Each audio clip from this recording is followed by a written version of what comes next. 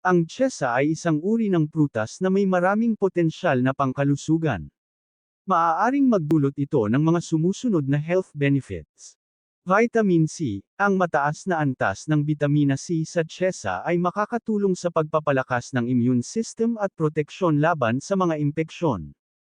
Dietary fiber, ang mataas na nilalaman ng dietary fiber ay makakatulong sa regular na pagdumi at pagpapababa ng cholesterol levels.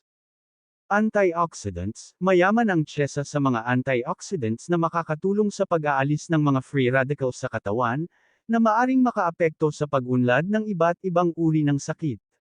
Mga bitamina at mineral, bukod sa vitamin C, ang tsyesa rin ay naglalaman ng iba't ibang mga bitamina at mineral tulad ng vitamin A, potassium, at folic acid. Pampababa ng presyon, dahil sa mataas na potassium content, ang tsyesa ay maaaring makatulong sa pagkontrol ng blood pressure. Digestive health, ang dietary fiber ay makakatulong sa regular na pagdumi at maganda para sa gastrointestinal health.